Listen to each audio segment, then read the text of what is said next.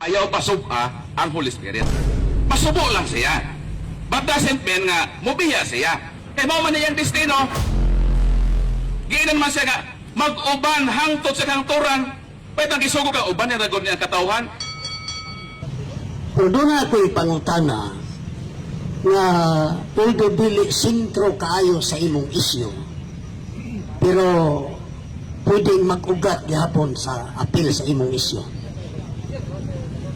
Kining Biblia or kadtong original nga kasulatan, sinasa niya nato na lang lampurnason Biblia. Kung ang pagtutong kaluwasan ang atong hisgutan, kung pagtulunan nga makapaluwas ang atong hisgutan, kung sa Biblia rata magkuhag pagtulunan wa nay lain, sa Biblia ra wa nay lain, sa Biblia rata magkuhag pagtulunan nga ikaluwas. Maluwas ba ang tao o dili maluwas? Sige pa na tubagon, pasalamat ko ni mga Roberto nga imo nasabtan to ako presentation nga nagpasabot nga taas-taas ko kay IQ si Brad Ismail, no? Congratulations. Bisan wa pa'y Bible ba't bahinting, maluwas gihapon ang tao. Ay ko sa tahan. Ang imong pangutan na supisente na bang Bible? Ako na siyang pahimugatan.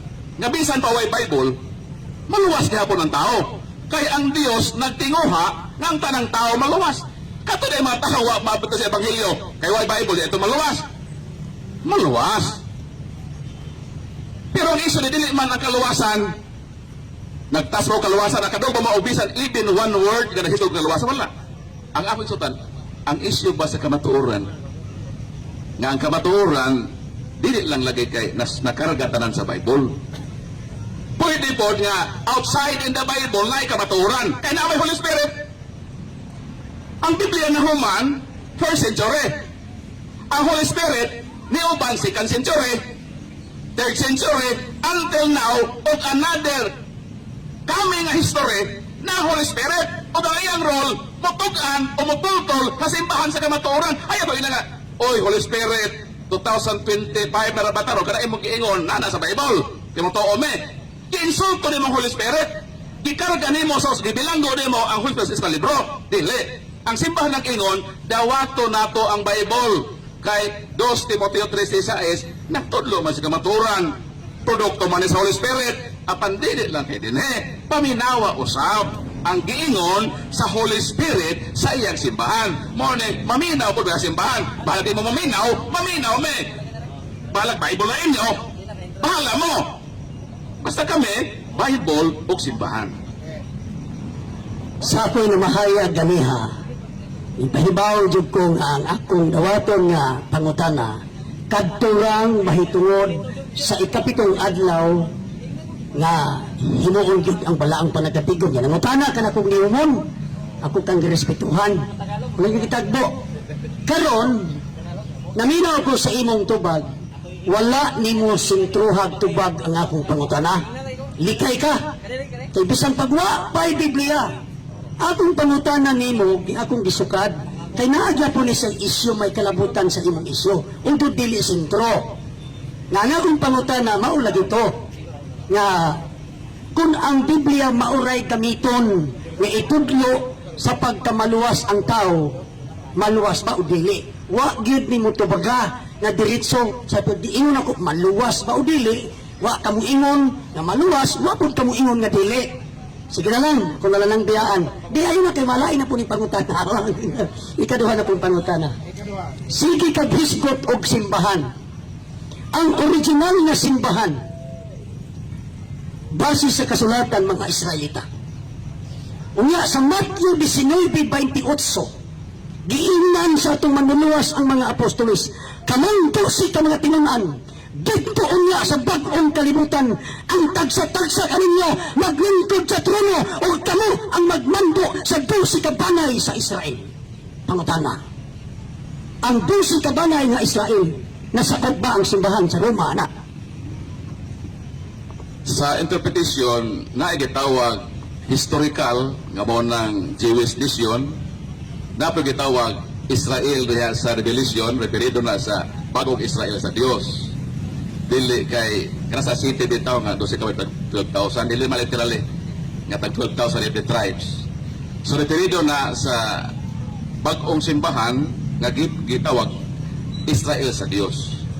Sumo nang dito sa Revelation doon na 12 ka ang templo, doon ay 12 ka ngalan sa tribo sa Israel, doon na po 12 ka ngalan sa mga apostoles.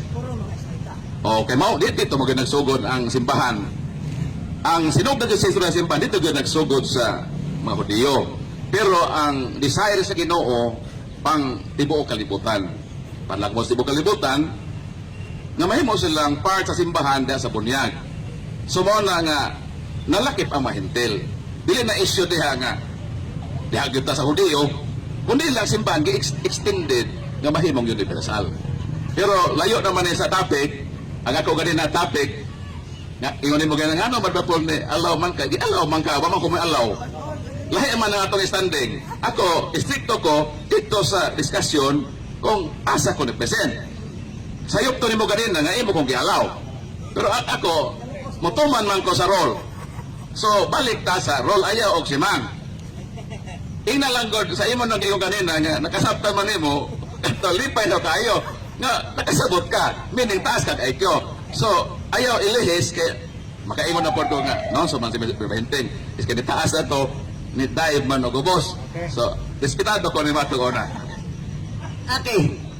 Ang driving nimo sa simbahan, imong gidrive ng Holy Spirit magauban kaninyo.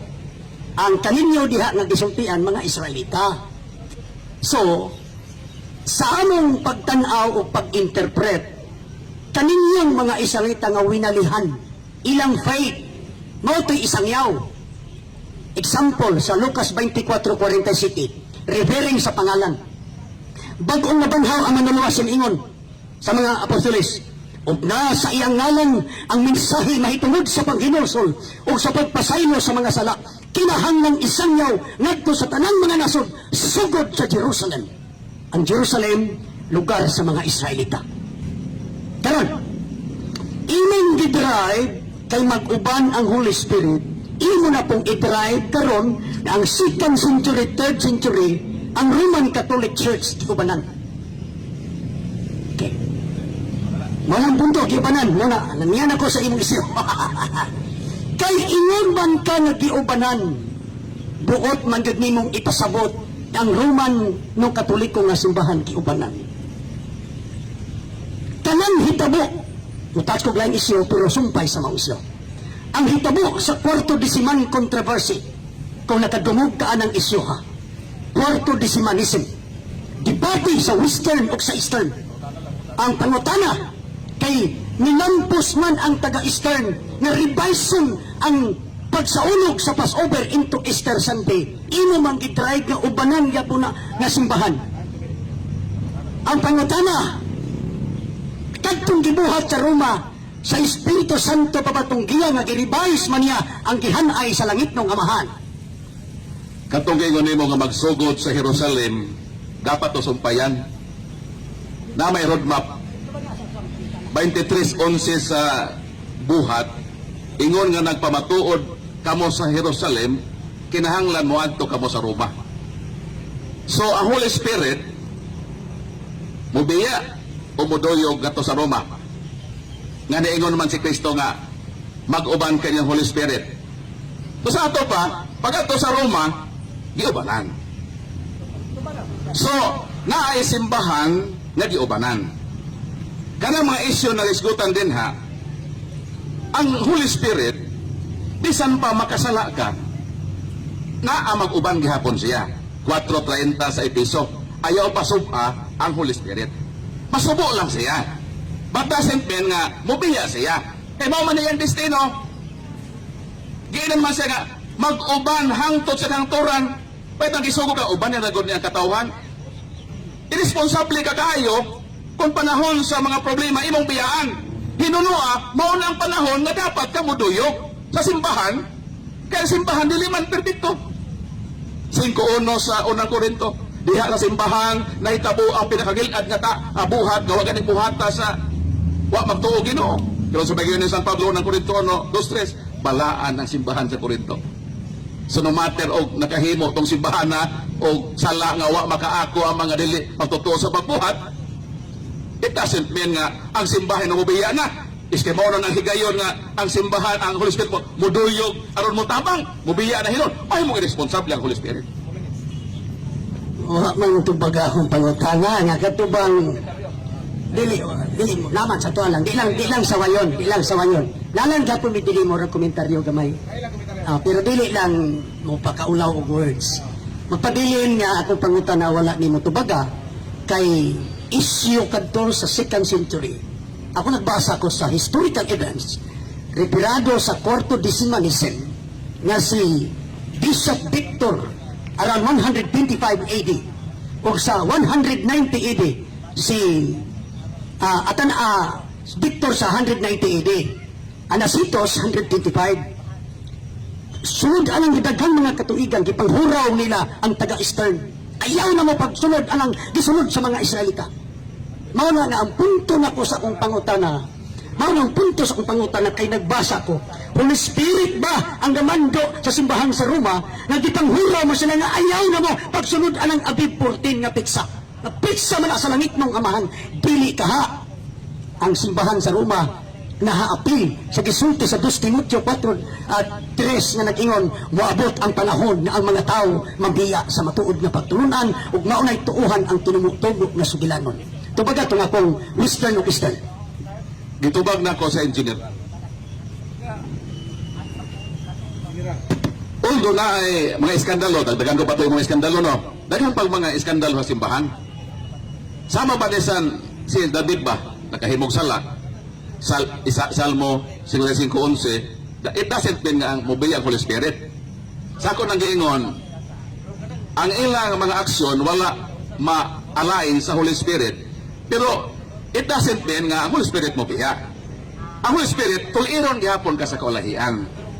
So meaning, nilayo ang isyo sa akong gipresent nga ang simbaha, ang Biblia, dili mao ang bugtong sole basis or source sa kaluwasan, kundi ang simbahan.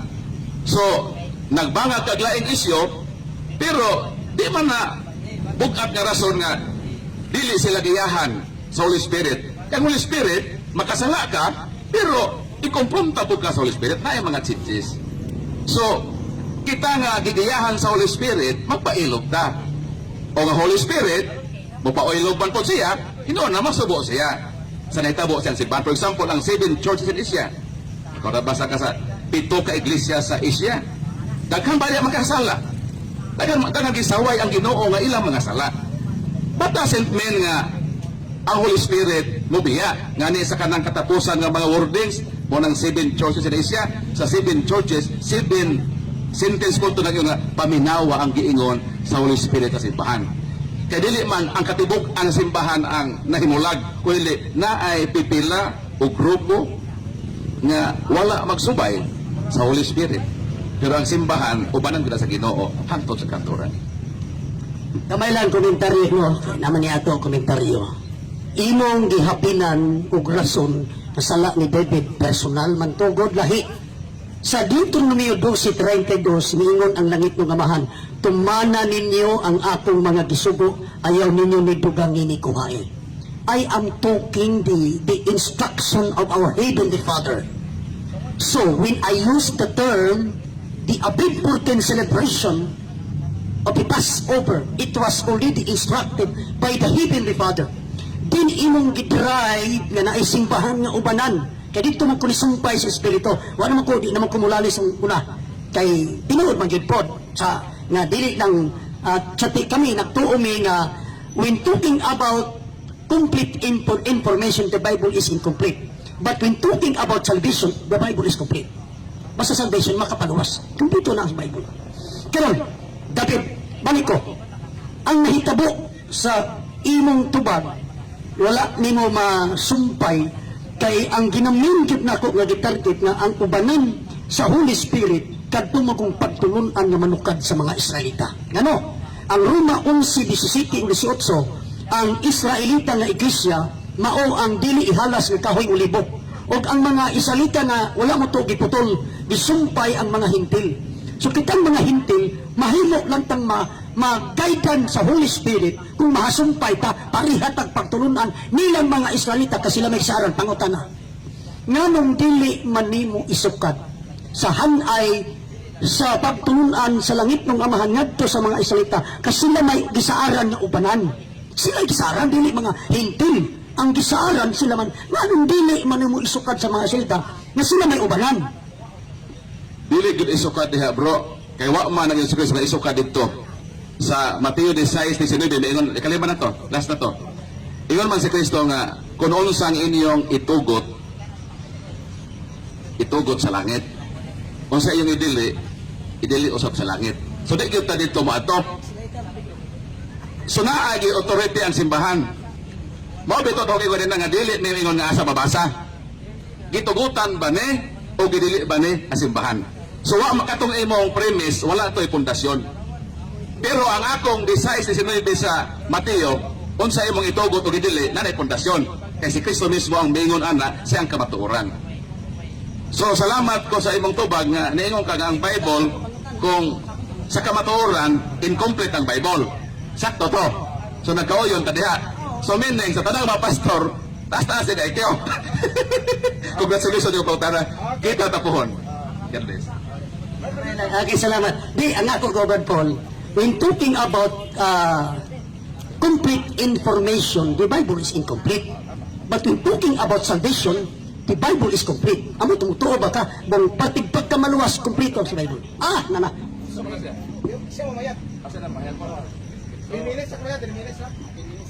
So salamat kayo no, Brad Ismael Bahinting, Brad Margarito sa pahayagan sa kamatuoran.